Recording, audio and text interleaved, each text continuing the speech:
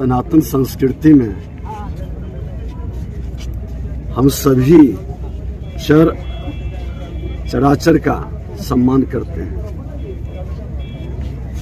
नकारात्मक मानसिकता को समाप्त करने का ईश्वर से कामना करते हैं और जिन विपक्ष के लोगों का शक्ति का अपमान करें, ये सृष्टि शक्ति की भक्ति करता है तभी मुक्ति मिलता है, और जो लोग शक्ति का अपमान करता है उनका मुक्ति कभी संभव नहीं है।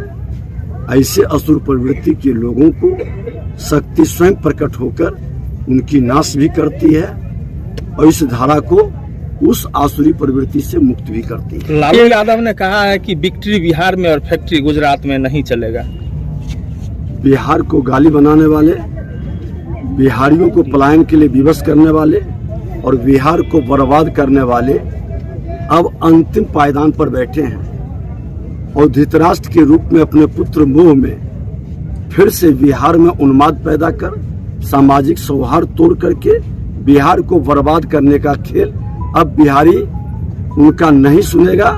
अब बिहारी सामाजिक सौहार्द शांति के साथ महालक्ष्मी का आज अमृत महोत्सव के दिन समृद्धि की ओर बढ़ेगा, विकसित बिहार की ओर बढ़ेगा।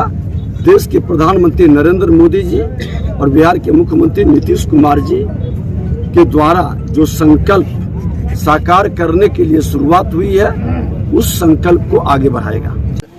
अनंत चतुर्दशी का बहुत ही पवित्र दिन है और हम लोग अनंत चतुर्दशी को अनंत भगवान को सर पर भी लगाते हैं, अपने साथ उनके पद्धति को बांधते भी हैं। और लोक कथा में लोग कहते हैं कि आज ही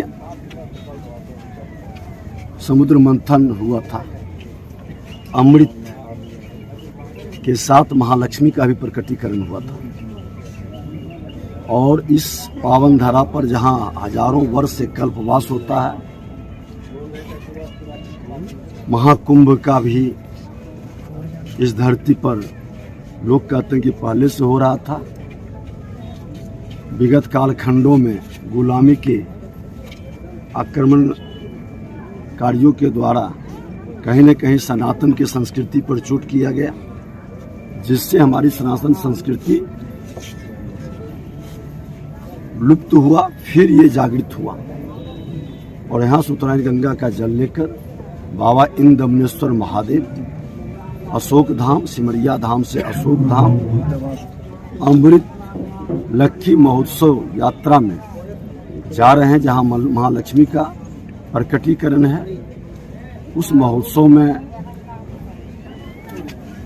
महारुद्राभिषेक और महाआरती के साथ महोत्सव में सांस्कृतिक कार्यक्रम का शुभारंभ माननीय सांसद मनोज तिवारी जी के द्वारा होगा। और ये धारा फिर से अपने सांस्कृतिक विरासत को लेकर के पूरे क्षेत्र को, आपने ठीक कहा, मिथिला, मगध और अंग तीनों त्रिवेणी के स्थल पर फिर से एक नए वातावरण और आने वाली पीढ़ी को एक नया संदेश देगा।